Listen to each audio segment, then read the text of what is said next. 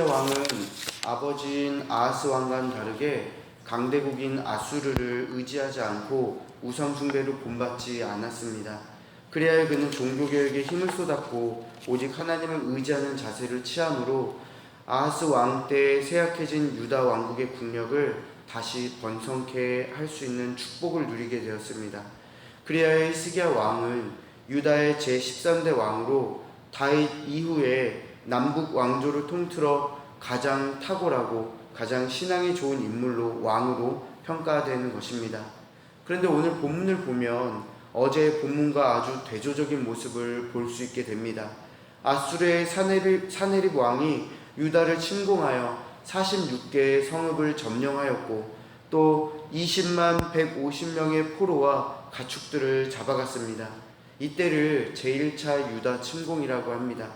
그런데 이때 예루살렘 성마저 포위를 당하자 히스기야 왕은 이사야 선지자의 공고에도 불구하고 아수르가 내세운 조건들을 수락하고 맙니다. 아수르 왕은 조공으로 은 300달란트 그리고 금 30달란트를 바치라고 합니다. 은 300달란트는 약 1만 281kg이고 금 300달란트는 1028kg입니다. 요즘 금 시세로 또 어제의 금값으로 이 금 300달란트를 계산해 보니까 약 44억 원에 도달합니다. 아무리 은이 싸다고 해도 이 모든 것들을 다 합하면 50억이 되지 않을까 이렇게 생각을 합니다. 이렇게 어마어마한 금액을 지금 사네립 왕은 히스기야 왕에게 요구하고 있는 것입니다. 그런데 문제는 히스기야 왕의 아버지인 아하스 왕이 이미 성전 창고와 국고에 보관되어 있었던 보물을 10여 년 전에 다 탕진해 버렸다는 사실입니다.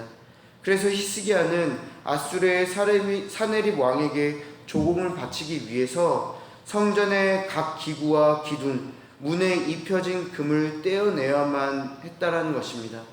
우리는 이 상황을 뭐라고 말하고 어떻게 설명을 해야 할까요? 참으로 참담하고 안타까운 상황에 처해져 있습니다. 사랑하는 여러분, 우리는 어제의 본문과 오늘의 본문인 13절부터 16절까지의 대조적인 내용을 보면서 몇 가지 기억해야 할 것이 있습니다. 첫 번째로는 하나님을 바르게 믿는 사람에게 혹독한 시련과 고난이 닥칠 수 있다는 것입니다. 히스기야 왕은 하나님이 보시기에 정직히 행했고 또한 선한 정치를 베풀었습니다. 그리고 종교 개혁을 감행했었죠. 아수르가 아닌 하나님을 의지하는 그러한 정책을 펼친 그러한 선한 왕이었습니다.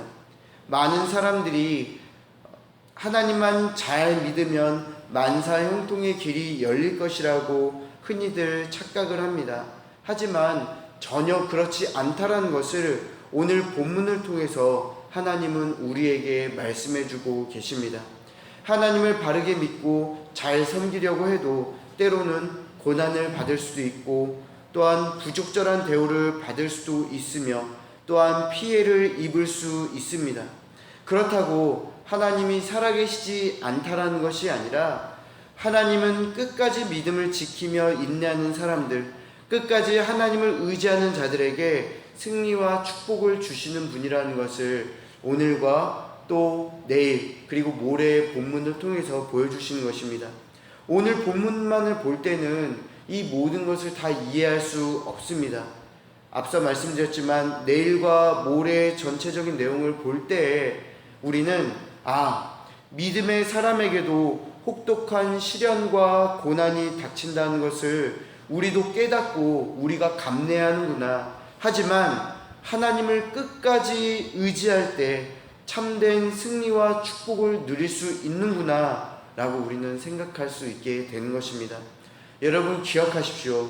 이 아침에 열심을 내어 기도하고 예배에 참석하며 하나님의 사람으로 온전히 살아가려는 여러분에게 항상 만사형통의 길만 열려있다는 것이 아니라 우리에게도 고난과 어려움이 온다라는 사실입니다. 그렇게 우리는 늘 주님이 주시는 힘과 능력을 의지하며 주님의 영광을 따라 살아가려 해야 한다라는 것을 우리는 기억해야 합니다. 오늘 본문이 주는 두 번째 내용은, 두 번째로 우리는 히스기야 왕의 모습을 통해 하나님 앞에서 완전히 의로운 자는 없다라는 것을 깨달을 수 있게 됩니다. 히스기야는 다윗 이래로 가장 훌륭한 신앙의 인물로 평가받는 왕이었으나 사네립 왕에게 1차로 침공을 받자 성전과 왕궁의 은과 금을 조공으로 바치고 위기를 모면하려는 그러한 모습을 우리는 보게 됩니다. 극한의 상황에 처하자 하나님을 의지하지 않는 불신앙의 모습, 연약한 모습을 비춰지게 됩니다. 아브라함도 그랬고 모세도 그랬고 다윗도 그랬습니다. 그들도 때때로 범죄했다라는 사실을 볼 때 우리 자신도 우리를 돌아보면서 우리도 별반 다를 거 없는 사람이구나, 우리도 쉽게 무너지고 우리도 연약한 사람이구나 라는 것을 생각해 볼 수 있습니다. 우리도 급박한 상황에 몰리게 될 때 하나님이 아닌 돈과 인맥과 또한 전문적인 지식 등을 의지하는 우리의 모습을 보게 될 것입니다. 물론 이 모든 것들은 다 필요하지요. 하지만 우리의 가장 우선순위, 우리의 마음에 가장 중요하게 자리 잡아야 하는 분은 하나님이심을 우리는 잊지 말아야 할 것입니다. 이사야서 8장과 10장과 14장을 보면 이사야 선지자는 히스기야 왕 곁에서 아수르 왕과 끝까지 싸우면서 하나님을 의지하고 반드시 승리하게 될 것이라고 예언하는 것을 우리는 볼 수 있습니다. 하지만 히스기야 왕은 그렇지 못했습니다. 그리고 그 결과 굉장한 치욕을 경험하게 되지요. 사랑하는 여러분, 우리도 마찬가지입니다. 눈앞에 놓인 현실이 긴박할 때, 감당이 되지 않을 때 우리는 쉽게 흔들리고 때로는 신앙인의 모습보다는 세상 사람의 모습과 자세로 상황을 대하는 우리의 모습을 보게 됩니다. 앞서 말씀드렸지만 하나님 앞에서 의로운 사람은 한 사람도 없습니다. 그렇기에 연약하고 의롭지 못한 우리들에게 하나님을 바르게 바라보며 하나님만을 의지하게 만들어주도록 우리를 가득 채워줄 예수 그리스도가 필요한 것입니다. 예수님은 의로우신 분입니다. 인간 중에서 완벽하시고 하나님 보시기에 완전히 의로우신 분입니다. 그렇게 그분의 도움을 받아 하나님 앞에서 바로 설 수 있도록 안내를 받으며 하나님을 신뢰할 수 있는 확신을 얻어야 합니다. 그 예수님만이 우리의 부족하고 연약한 삶을 채워줄 수 있는 분임을 기억하며 예수님의 임재하심을 이 아침에도 그리고 우리의 평생의 삶에도 늘 간절히 사모해야 하는 것입니다. 17절부터 열왕기하 19장까지는 아수르의 제2차 유다 침입에 대한 기록을 담고 있습니다. 아마 1차 침입 이후에 어느 정도 시간이 지난 후에 일어난 사건입니다. 그런데 이들은 왜 또 침공을 하게 된 것일까요? 21절을 보면서 우리가 생각할 수 있는 것은 히스기야 왕이 애굽과 동맹을 하여 아수르에 대항하려 했기 때문이라는 것을 우리는 볼 수 있습니다. 또한 이사야 30장 전반부를 보면 히스기야 왕의 사절단이 애굽의 구원을 요청하러 간 사실이 기록되어 있는 것을 볼 때 애굽과 손을 잡으려고 했기 때문에 이 사네립 왕이 괘씸하구나, 이걸 가만두면 안 되겠다 하여 다시 한번 침공한 것을 우리는 볼 수 있습니다. 사네립 왕은 애굽 원정에 나서게 되고 그의 세 장관들에게 예루살렘을 공격하게 한 이 내용이 바로 오늘 본문의 내용입니다. 우린 여기서 사네립 왕이 보낸 랍사게를 통해 사네립 왕이 얼마나 하나님을 비방하고 모욕하는지를 주의 깊게 묵상해야 합니다. 33절부터 35절까지의 말씀입니다. 랍사게를 통해서 사네립 왕이 한 말입니다. 민족의 신들 중에 어느 한 신이 그의 땅을 아수르 왕의 손에서 건진 자가 있느냐? 하맛과 아르밧의 신들이 어디 있으며 스발와임과 헤나와 아와의 신들이 어디 있느냐? 그들이 사마리아를 내 손에서 건졌느냐? 민족의 신들 중에서 누가 그의 땅을 내 손에서 건졌기에 여호와가 예루살렘을 내 손에서 건지겠느냐 하셨느니라. 사내립 왕은 하나님을 지방 잡신으로 생각했습니다. 그들과 똑같이 만들어 버렸지요. 그리고 하나님을 무시했습니다. 자신의 강력한 군대와 힘을 보면서 굉장히 교만해졌습니다. 세상 사람들이 여러분들을 어떻게 볼지 한번 생각해 보십시오. 우선 우리가 믿는 그 하나님을 그들은 존중하지 않습니다. 그저 다른 신들 중에 하나라고 생각할 것입니다. 그러면서 그들은 자신이 가진 지위와 능력과 재물 등을 볼 때 그리스도인들의 모습은 기가 찰 것입니다.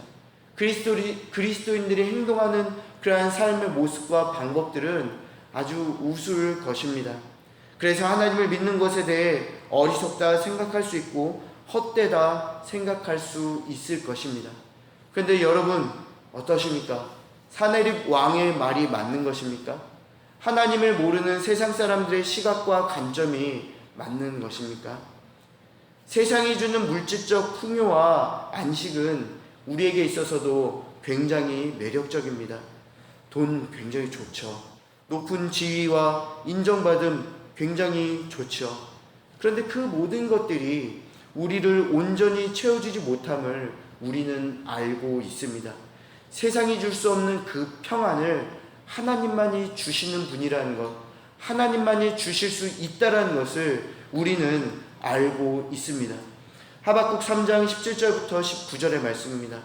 비록 무화과 나무가 무성하지 못하며 포도나무에 열매가 없으며 감람나무에 소출이 없으며 밭에 먹을 것이 없으며 우리의 양이 없으며 외양간에 소가 없을지라도 나는 여호와로 말미암아 즐거워하며 나의 구원의 하나님으로 말미암아 기뻐하리로다.